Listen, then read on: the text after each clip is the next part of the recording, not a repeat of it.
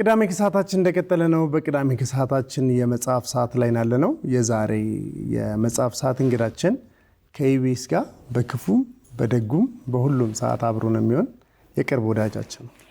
እውነት ነው። የዛሬው መጽሐፉ ለየት የሚያደርገው እንግዲህ ይዞልን የሚመጣው እኚህ ሰው ለብዙ አመታት በመናብ እናቃቸዋለን። ከ30 አመት በፊት ደግሞ በኢትዮጵያ ሬዲዮ እሁድ ጧት ፕሮግራም ላይ በደንብ ነው የምናቃቸው። አንዳንድ የምናቃቸው ሰዎች አሉ እንደውም እሳቸውን የሚመስሉን። ኢቢኤስ ቴሌቪዥን ደግሞ በየሰፈራችን አሉ።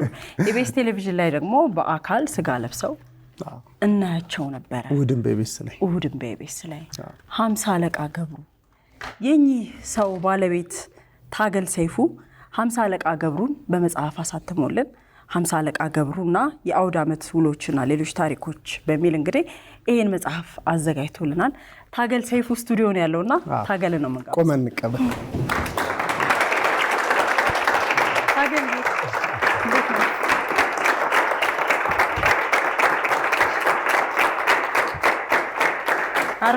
አረፈል ታገል እንኳን ደህና መጣ። እንኳን ደህና ቆያችሁ። እንግዲህ ወደ 50 አለቃ ገብሩ እንግባ፣ ወደ መጽሐፉ እንዝለቅ። 50 አለቃ ገብሩን እንግዲህ ከረጅም አመታት በኋላ አሁን ለማሳተም እንዴት አሰብክ ታገል? ምን አነሳሳ? በእውነት በዚህ አመት እንግዲህ መጽሐፍቶችን ከአመት ከሁለት አመት ቀደም አድርጌ ምሰራቸውን አውቃለሁ። ከሁለት አመት በኋላ ይሄ ይወጣል፣ ከአመት በኋላ ይሄ ይወጣል፣ የ3 አመት ምናምን እቅድም አለኝ። በዚህ ደርስ ይሄን መጽሐፍ ግን በእነኚህ በሁለት በሶስት አመታት ውስጥ አሳትማለሁ የሚል እቅድ አልነበረኝም። ድንገት ነው የአማን ሞት ነው የኢቢኤስ ስራ አስኪያጅ ሞት ነው ይሄንን መጽሐፍ እንዳሳትም መነሻ የሆነኝ። ምክንያቱም ይሄ መጽሐፍ ይሄ ታሪክ ከ30 አመት በኋላ ምናልባት በ89 ነው ከእሁድ ፕሮግራም ተቋርጦ የነበረው። ሊቋረጥ የቻለው ቀይ መስመር አልፌ ነው እና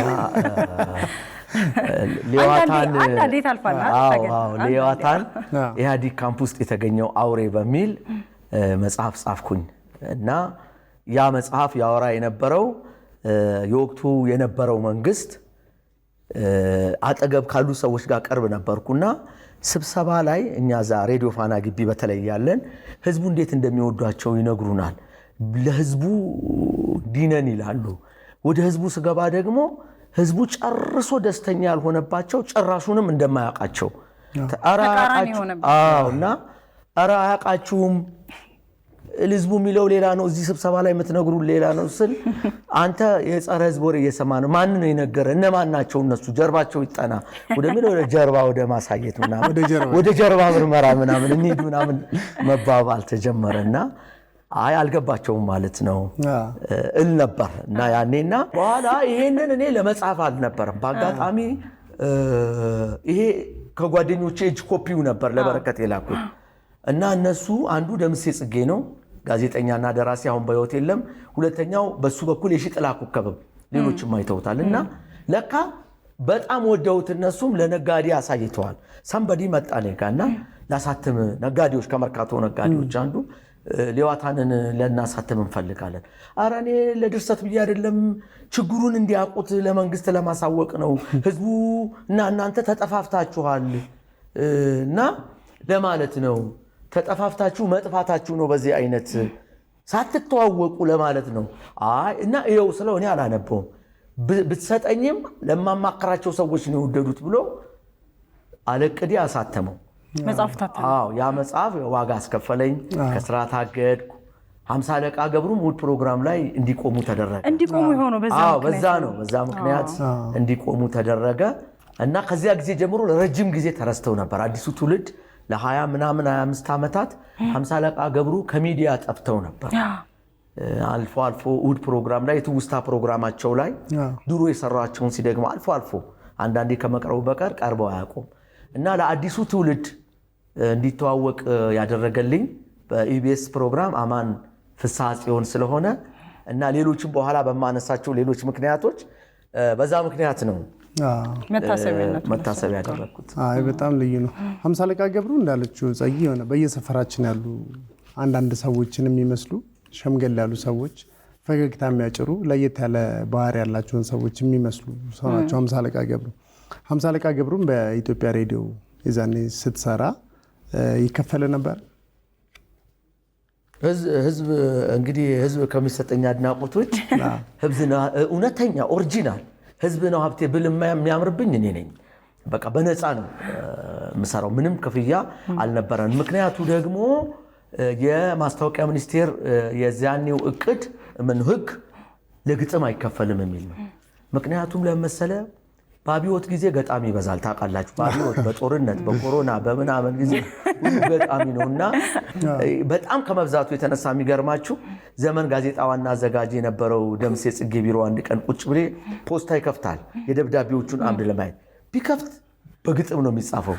ቢከፍት በግጥምና በጣም ተማሮ የኢትዮጵያ ሕዝብ ለ10 ዓመት ግጥም እንዳይጽፍ በአዋጅ ነው መታገዝ ያለበት እስኪ ድረስ በጣም ይንገሸገሹ ነበር። እና ያ ምን ፈጥሯል? ግጥም ዋጋ እንዳይኖረው ሆኗል። እና ስለዚህ 50 አለቃ አይከፈላቸውም ነበር። የ15 ሳንቲሟን ታሪክ ነገር ይሄ በእንዲህ እንዳለ ተብሎ ይጀመራል ዜና ላይ። ይሄ በእንዲህ እንዳለ አሜሪካ ውስጥ አንድ ዩኒቨርሲቲ ውስጥ የሚያስተምር ፕሮፌሰር ኢትዮጵያዊ እዚህ መጥቶ 50 አለቃ ገብሩን ይከታተላል እና በጣም ይደነቃል። እና አገኘኝና እንደው ለመሆኑ ስንት ነው የሚከፍሉ እንደዚህ አሳምረ ሰርተላቸው አሉ። አረ በነፃ ነው ምንም አይከፈልም ለግጥም አበደ። እና በአጋጣሚ በኢህአዴግ ጊዜ የነበረ እሱ ሚኒስትር ነው፣ ለሱ ሄዶ ነገረልኝ። እና ሰውየው ደግሞ ለሬዲዮ ኃላፊዎቹ ተቆጡና እንዴት ነው እንዲህ የተወደደ ማትከፍሉት አሉ። ለካ የሬዲዮ ኃላፊዎቹ በዚህ ቂም መያዛቸውን አላወቁም። የመሰላቸው አይ ቲንክ እኔ ለሚኒስትር የከሰስኳቸው ለአለቃ ተናግረህ ምናምን የመሰላቸው ወደ ላይ አልፈው እነሱ ጋር እንኳን ኮሽ ሳልን ጉዳዩ ከላይ ተንከባሉ እንደ ናዳ የወረደባቸውን የመሰላቸው እና እኔ ለቂም መያዛቸውን አላወቁም። እና በዚህ በእሁድ ፕሮግራም አዘጋጆች በኩል ተነገረኝ፣ ምርጫ እየተቃረበ ነው፣ 50 አለቃ ገብሩን በምርጫ ሰሞን ምን ሊያደርጉ ይችላሉ? እስቲ ስራና 1-2 ግጥም ስራና እንክፈል አሉ። በጣም ተደሰትኩኝ። 2 ግጥም ጻፍኩ። ታስታውሳለህ? ግጥሙን ሳይሆን ታሪኩን እንትኑና አንደኛው ግጥም 50 አለቃ ገብሩ የምርጫ ለመስጠት ሰልፍ ላይ ሆነው ሰልፍ ላይ ላሉት ሰዎች የኮሪያን የምርጫ ተመክሮ ሲያስረዷቸው የሚያሳይ ነው። አንደኛው ነበሩ ግን እሳቸው እዛ የኮሪያ ኤክስፒሪየንሳቸው ነው። የኮሪያ ዘማች ስለነበሩ ኮሪያ እንዴት የሰለጠነች ሀገር እንደሆነች የምርጫ ህጓ የሚያብራሩት። ሁለተኛው ምርጫ ለመስጠት ምርጫ ሚስጥር መስጫ ክፍል ውስጥ ገብተው አልወጣም ብለው የሚያስቸግሩበት ስቶሪ ነው። እና ሁለቱም በጣም ተወደደ፣ ህዝቡ ወደደው፣ ቀረበ። ከዚያ ናና ገንዘብ ውሰድ ተባለ። እንግዲህ ለትራንስፖርት ያኔ ከልደታ አቡነ ጴጥሮስ ደርሶ መልስ 30 ሳንቲም ነው። ያን ቀን ብር ስላለኝ 15 ሳንቲም ከእናቴ ተቀብዬ ፕላን ቢ የሚባለውን ከዚያ በኋላ ነው በዘመኔ ያስተማሪ ቀን ፕላን ቢ አላቀም። ያን ጊዜ ፕላን ኤ ነው። እና ብዙ ጊዜ ከባለቤቴም ጋር የሆነ ነገር ስትለኝ ፕላን ቢ ውስላት ኧረ እርግጠኛ ነው እኔ ምንም እርግጠኛ ነገር አላቀም ነው ብለው እና ፕላን ቢን ሳላስብ 15 ሳንቲም ብቻ ይዘን መመለሻ አለኝ ብዬ ሄድኩና ሂሳብ ክፍል ሄድኩ። ገንዘቡ ደርሷል? አዎ ደርሷል፣ ውሰድ ተባልኩ። የ2 ግጥም ሂሳብ 20 ምናምን ብር ነው። ብዙ ነው። ደነገጥኩ። 20 ምናምን ብር አንዱ ግጥም በ10 ብር ከምናምን ነው፣ በ11 12 እና በጣም የሚያናድድ ነው። ብዙ ነበር ጠብቄ ሄድኩት። አዎ ከዛ በላይ ነበር እንደ ጠበቀው። የሚከፈለውን አውቃለሁ። ለሬዲዮ ለሚሰሩ ያን ጊዜ ይከፈላል 200 300 ምናምን ነበር የጠበቅኩት። መሆንም ያለበት እንደዛ ከተከፈለ። እንዲህ አይነት ሂሳብ በታሪክ የለም። እዛ ቢኖር እጠብቃለሁ። እና ማድረግ የነበረብኝ ጥዬ መውጣት ነው። አየሽ ኪስሽ ባዶ ሲሆን ለኩራት አይችልም። በቃ ደሃ በጣም የሚያሳዝነው መኩራት አይችልም። ሌላው ብለ እና ተቀበልካቸው እንዲህ 15 ሳንቲም ቢኖረኝ ደስታዬ እንዲህ አፍንጫቸው ላይ ወርውሮ 15 ሳንቲሜን ይዤ መሄድ ግን በእግሬ ልመለስ ነው። መመለሻ የለም። ያቺን ብር ተቀብዬ ወጣው። ለዚህ ነው ፕላን ቢ ሁል ጊዜ ያስፈልጋል። ፕላን ቢ በጣም ያስፈልጋል። ድግስ ስትሄዱ ትንሽ ቀማምሶ መውጣት ይባላል ብሎ አሪፍ ምክር ነው። ሚዜው ከዘገየ መሞት ነው። ያቺ ነች ከፍተኛ ምላት ክፍያና እንደገና አማን እንደ አዝማች እዚህ ጋር ይመጣል። ያን በእንደዚህ አይነት ሁናቴ ሳይከፈለኝ ያሳለፍኩትን ዘመን በሙሉ ጠቅልሎ የከፈለኝ አማን ነው። ለአንድ ግጥም ከ10,000 ብር በላይ የተከፈለኝ ያንን ሁሉ ግጥም ሳቀርብ ይህንን ዓለም የትውልድ ዕዳ የከፈለ ያክል ነው የምቆጥረው። በከፍተኛ ገንዘብ ምንም ሳልጨምር ያኔ የሰራሁትን ድምጿን ብቻ አንበብ እኛ እንሰራዋለን፣ አንተ ቁጭ ብለህ ስራህን ስራ ብሎኝ እነሱ ናቸው ካራክተር መርጠው ዳይሬክቲንግ ውስጥ ያለው። እንዴት ተጀመረ ግን ይሄ ነገር? ከአማን ጋር እንዴት ተገናኘ? በቃ አማን ይወዳቸዋል 50 አለቃ ገብሩን። ስለዚህ ጀመር የሚለው ነገር መጣ። በኋላ እንዴት እንደሚወዳቸው ነገረኝ። ስለዚህ ይሄ ነገር በዛ ተጀመረ። በቃ በዳይሬክተሮቹ ጎበዝ ዳይሬክተሮች ነበሩ የሚያስተባብሩ። በዚያ መስመር ያዘ። በዚያ ነው የቀረበ። 50 አለቃ ገብሩ ስማቸውን እንዴት አወጣላቸው? አይ ዶንት ኖ ስማቸውን እንዴት እንዳመጣሁት። አንዳንድ ጊዜ ሰብኮንሺየስ ውስጥ የሚጠራቀም ነገር ሳናቀው ይወጣል። በኋላ ለመመራመር ስሞክር የአለቃ ገብረሃና ተጽዕኖ ይመስለኛል። አይገርምም? እኔ ራሴ ይምታቱብኝ ነበር። በነገራችን አለቃ ገብረሃና ላይ አለቃ ላይ 50 ስትጨምሪ 50 አለቃ ይሆናል። ከገብረሃና ላይ ሃናን ገድፈሽ ገብሩ ስታረጊው ገብሩ ይሆናልና ምናልባት እሱን እጠረጥራለሁ። 50 አለቃ ገብሩ ከውስጥ አለቃ ገብረሃና አሉ ይላሉ። ባህሪያቸው ይለያያል። 50 አለቃ ገብረሃና ሊቅ ናቸው። እኚህ ለየት ያሉ ዲቪያንት ካራክተር ናቸው። ግን ያ ይመስለኛል። ግን ሰዎች ሲያምታቱብህ አላጋጠመም? አዎ የአለቃ ገብረሃናን አይቀጥልም እንዴ ምናምን ብለውኝ ያውቃሉ። እና እሱ ነው። መልካቸውን በተመለከተ ሆን ብዬ ነው ማልስላቸው። እዚህ መጽሐፉ ላይ አይታችሁ ከሆነ ፊታቸውን አልስልም። ምንድነው ቡሽ ባርኔጣቸውንና ሹል ከዘራቸውን ነው። ቁመታቸው ይሄን ያክላል፣ ጠይም ናቸው፣ ጥቁር ናቸው፣ ቀይ ናቸው አልልም። ምክንያቱም ለምንድነው በየሰፈራችን እንዲህ አይነት ኃይለኛ ሰዎች አሉና ሰው ሁሉ በየራሱ እንዲሞላው ነው መልኩን። በእርግጥም እንዲህ ነው። ለምሳሌ ትግራይ መቀሌ የዛሬ 20 ምናምን ዓመት ሄጄ 50 አለቃ ገብሩን እናሳይ ብለው ያሉኝ ሰውዬ በጣም ግዙፍና አሁን በኢቢኤስ የሚጠቀሙባቸውን ካራክተር የሚመስሉ ናቸው። እኔም ወዲያው ነው ያወቅሁት። ወደ ግቢ ስገባ ማነ ምድር ብለው ዱላቸው እንዲህ ሲያወናጭፉ እኚህ ናቸው አይደል 50 አለቃ ያላችሁ ነው ያልኩት። እዚህ አዲስ አበባ ደግሞ ሌላ ቦታ በጣም ክርር ያሉ ቀጭን ደቃቅ ደም ስራቸው እየተከታተረ አድርጎ የሚያቸዋል። ያን የፈጠረው እሱን ለአንባቢያን ምናብ ስለምተው ነው። ታገል 50 አለቃ ገብሩን ብቻ ሳይሆን በጣም ብዙ መጽሐፎች ጽፈህ ለአንባቢ ያደርሰሃል እና መጽሐፍቶችን ደግሞ በትምህርት ቤት እየሄድክ ለላይብረሪ የመስጠት ልምድ አለ። ይሄንን ከየት አመጣኸው? እንዴት አዳበርከው? ወጣቶችን ተማሪዎች ገንዘብ የላቸውም፣ ማንበብ ይፈልጋሉ። ስለዚህ መጽሐፍቶችን ብዙ ጊዜ በትምህርት ቤቱ እጠራለሁ። 8፣ 9፣ 10 ትምህርት ቤት በየዓመቱ እጠራለሁ። እስከ 15 ጊዜ የምጠራበት ጊዜ አለ እና ሲሄድ ንግግር አደርግላቸዋለሁ፣ መጽሐፍ ተረክላቸዋለሁ። መጽሐፍ ደግሞ ለላይብረሪያቸው እሰጣለሁ። ያንን የማደርገው ሰው የማንበብ በተለይ ልጆች የማንበብ ፍላጎት ከመግዛት አቅም ጋር ካልተመጣጠነ ችግር ስላለው ነው። መጽሐፍትን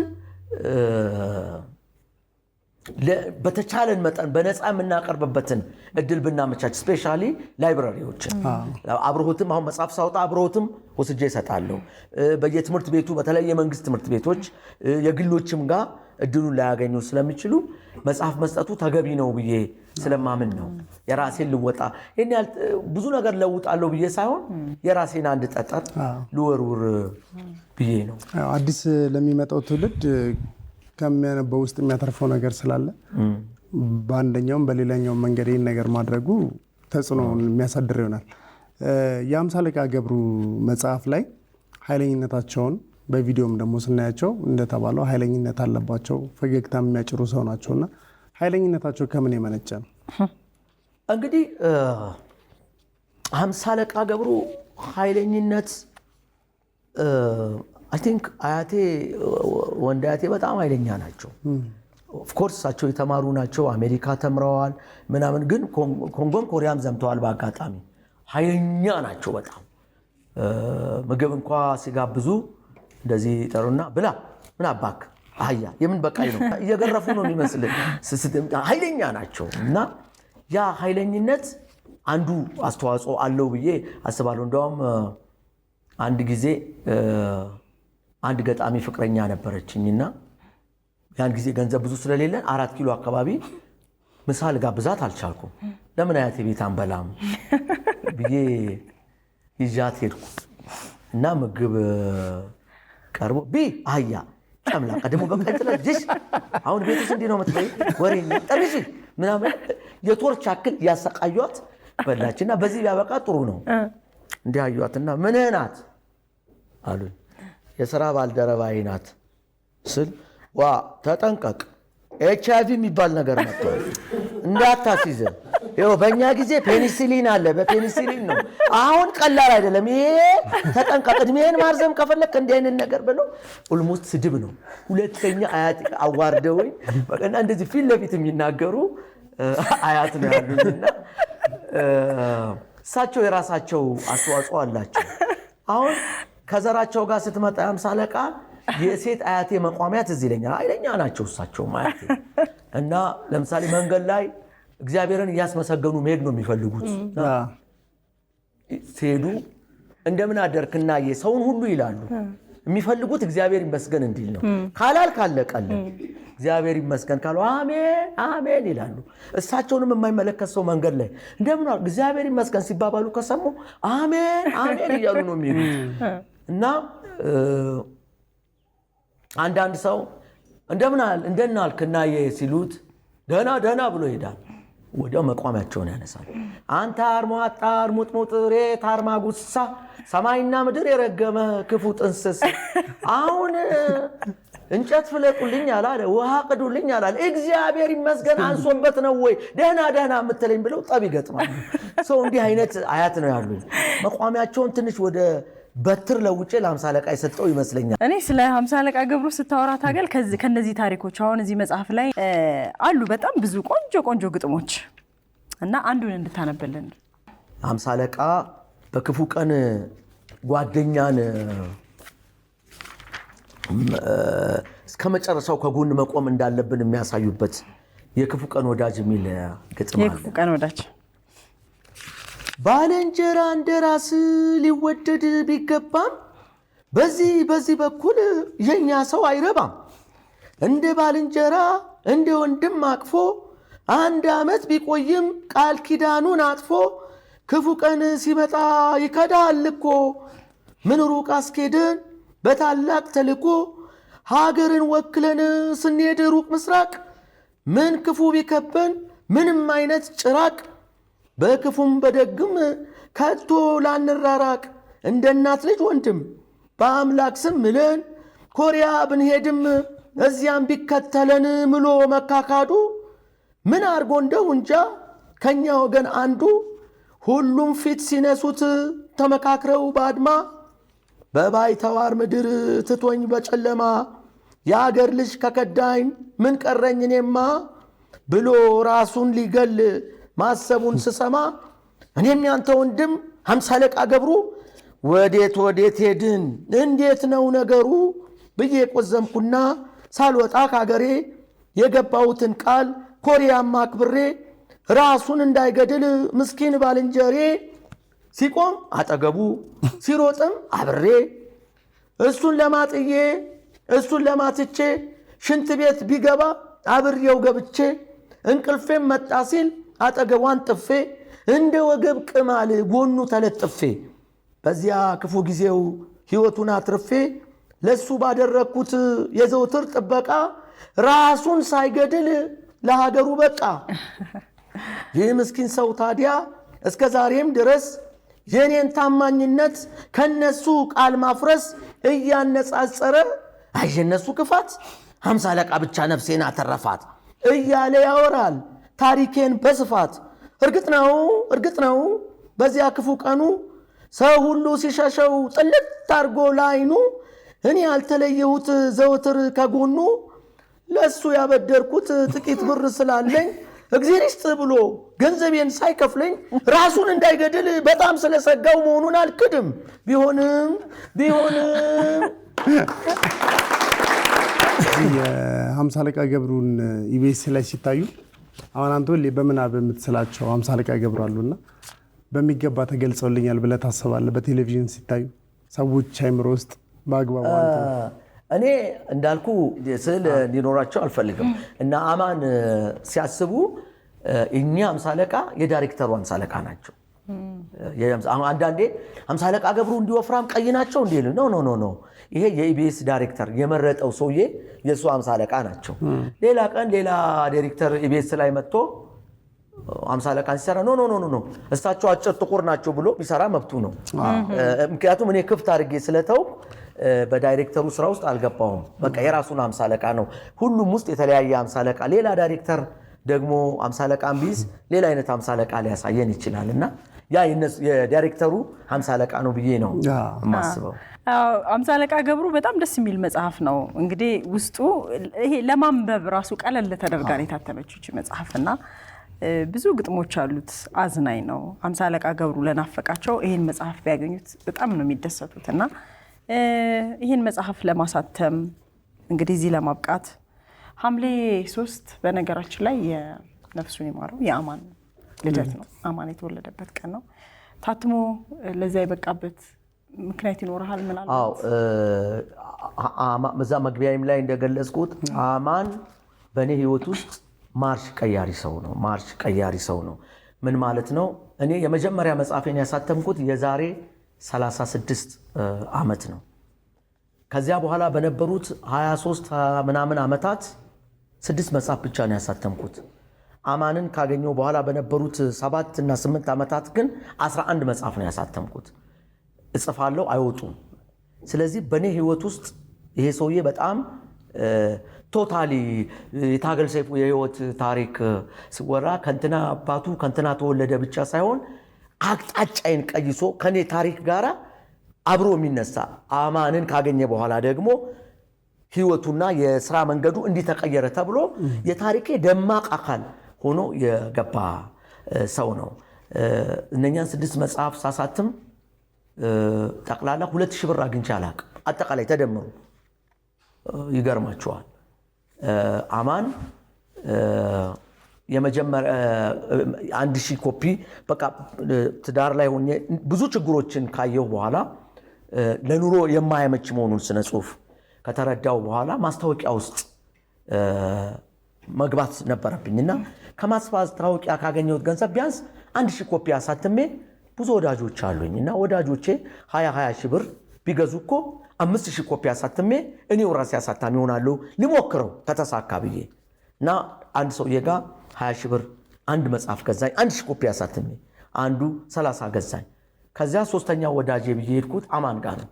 እንደዚህ ላቀጃለሁ፣ አንተ 10 ሺህም ግዛኝ 20 ሺህ አንድ መጽሐፍ ግዛኝ እና ጥቂት ሰዎች ብትገዙ ያ ይሆናል ብዬ ስለው ይህንን ለመጽሐፍ ደክመ ሮጠ ቁጭ ምን ይሮጣለሁ? ቁጭ ብለህ ይሄንን ስትደክም ውለህ እንደገና ወደ ሩጫ ውስጥ ወደዚህ ውስጥ ለምን ትጨናነቃለህ?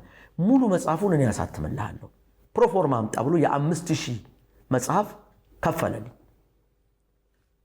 ከፈለልኝ። መጽሐፉ 2 ሳምንት አልቆየም፣ አልቆ ሁለተኛ እትም ገባ፣ ሶስተኛ እስከ አራተኛ በ5000 ብር ታተመ እና ብዙ ብር አይቼው ማላቀው ብር ተቆለለ። እኔ በዘመኔ ስለ ገንዘብ ማቀው የዕለት ኑሮ የጸጥታ የቤት ክራይ ከተከፈለ የውጭ ከበላ ከዚያ በኋላ ያለው ገንዘብ ምን እንደሚሆን አላውቅም። የትምህርት ቤት ከፈል፣ የቤት ወጪ ተሟላ፣ የቤት ክራይ ተከፈለ። ከዚያ ውጭ ምንድነው ሁሉ ገንዘብ ምንድነው የሚያደርገው ብዬ አይ የተወሰኑን እንመልስ ብዬ እዳይን ለመክፈል የሰጠኝን ብር ልመልስ ሄድኩኝ። ምክንያቱም ትንሽ ቢቀነስልኝ ለማሰብ እችል እንደሆነ በዛና በቃ ከአይምሮ የዝግጅት በላይ ሆነብኝና ይሄው ያሳተምክበት ቤተሰብ አልቀበልም ማለት እንደውም በጣም ግራ ገብቶን አንድ ጓደኛዬ በቃ ለምን መኪና አንገዛበትም ለማስታወሻ ይሆነናል እምቢ አለ ስል በቃ መጽሐፍ አሳተም በተረፈው በቃ መኪና ገዛበት እንትን ከምትሄድ አለ መኪና ገዛን። አስቤው አላውቅም። እርግጥ ነው እኔ ያልነዳ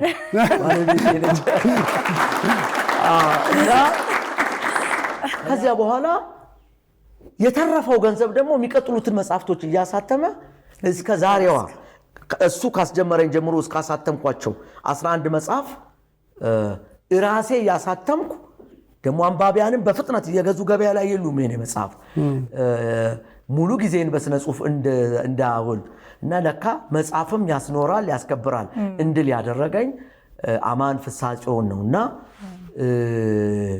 አማን ፍስሐ ጽዮን ተናግሬ አልጨርስም ወደፊትም 50 አለቃ ገብሩን የሚቀጥለው ላይ ቢወጣ አሁንም የ50 አለቃ ሌላ ጎን የአማን ፍስሐ ጽዮንን ሌላ ታሪክ ጽፋለሁ እንጂ 50 አለቃ ወይም እኔን ከአማን አጣውትም እንዳልን ዘርቶ ሄዷል እያንዳንዱ ስራዎች የጀርባ አማን ስለሚነሳ ልክ ኢቢኤስ ላይ ትልቅ ስራ እንደሰራው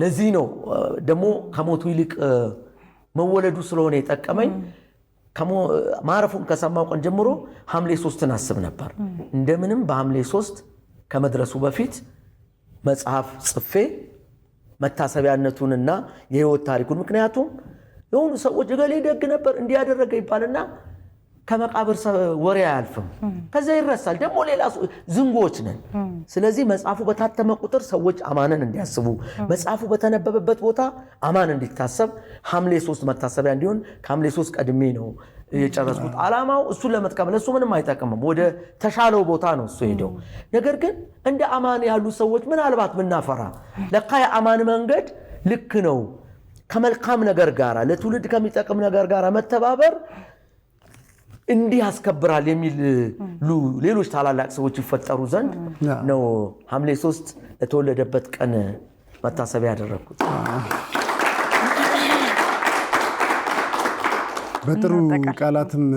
በጥሩ ቃላትም ገልጿል እዚህ ጋር እንደማይሞት ሆኖ የኖረ ህይወት ብለህ ገልጿል ከዛ ውጪ እዚህ መጽሐፍ ላይ ብዙ ታሪኮች አሉ አዝናኝ አስተማሪ ሆኑ ከዚህ በፊት ኢቢኤስ ቴሌቪዥን ላይም በውድን በኢቢኤስ ተሰርቶ ያለፉ ጽሁፎች ናቸው ለልጆቻችሁም በሁሉም እድሜ ክልል ላለ ሰው መነበብ የሚችል መጽሐፍ ነው የ50 አለቃ ገብሩ እና የአውደ ዓመት ውሎቻቸው እንዲሁም ሌሎች ታሪኮችን ከታገል ሰይፉ ጋር እንግዲህ ዛሬ በቅዳሜ ከሰዓት የመጽሐፍ ሰዓታችን በጣም ደስ ከሚል ቆይታ ጋር አሳልፈናል ታገል አብረን ስላሳለፍክ ስለመጣ ስለመጽሐፉ ስላወራን በጣም እናመሰግናለን አዝናኝ ቆይታ ነበረን ግን ያው ደግሞ የምታመሰግናቸው ሰዎች ይኖራሉ ብዬ አስባለሁ አንድ መጽሐፍ ተጽፎ ለህትመት በቅቶ እኛ እጅ እስኪደርስ ድረስ በዛ ውስጥ እጃቸውን ያሳረፉ ሰዎች ይኖራሉና እድል ልስጥ ለዛሬ አንድ ሰው ብቻ ላመስግን ለባለቤቱ ለማክዳ ሳልነግራት አዘጋጅቼ ጨርሼ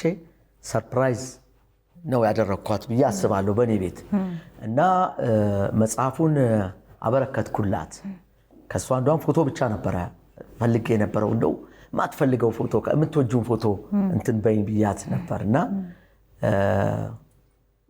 መጽሐፉን ካበረከትኩላት በኋላ እሷ ደግሞ ሰርፕራይዝ አረገችኝ ምን አደረገች የማተሚያ ቤቱን ሂሳብ በሙሉ እኔ ነኝ የሚከፍለው ብላ የማተሚያ ቤቱን ሂሳብ ከፈለች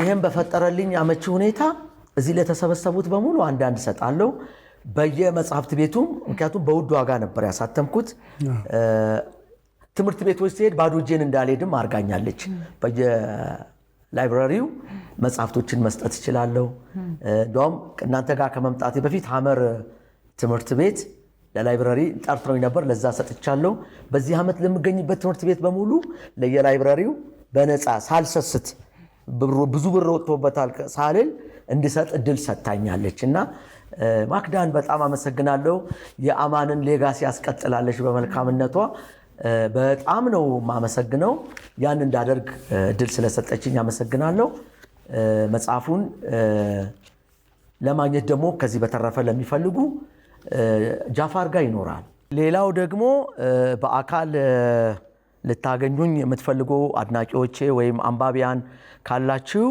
ከሐምሌ 23 እስከ ሐምሌ 25 በኤግዚቢሽን ማዕከል ብዙ ደራሲያን እንገኛለን ከአንባቢዎቻችን ጋር የምንገናኝበት መድረክ ነው እዚያ መጽሐፍቶቻችንም አሉ 50 አለቃ ገብሩንም እዚያ ማግኘት ትችላላችሁ ማክዳን ጠንካራዋን የኢቢኤስ ስራ አስኪያጅ ከልብ አመሰግናለሁ። ስለዚህ የቅዳሜ ከሰዓት ቤተሰቦችም ዛሬ እንግዲህ የ50 አለቃ ገብሩ የመጽሐፍ እድለኞች ናችሁ ማለት ነው። መጽሐፋችሁን ከታገል እጅ እዚሁ ትቀበላላችሁ። እዚሁ ሰዱ እጅ በእጅ ፍቅር እንዲደረጅ ይባላል።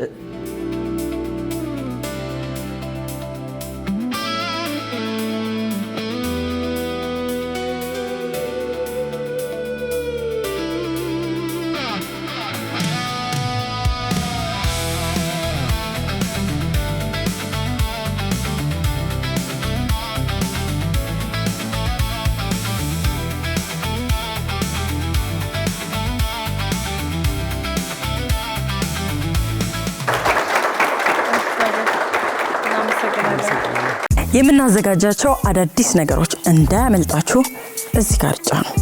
ሰብስክራይብ የሚለውን ቁልፍ ለመጫን እዚህ ጋር ጫኑ። በቀጣይ ቪዲዮዎች እንገናኛለን። እናመሰግናለን።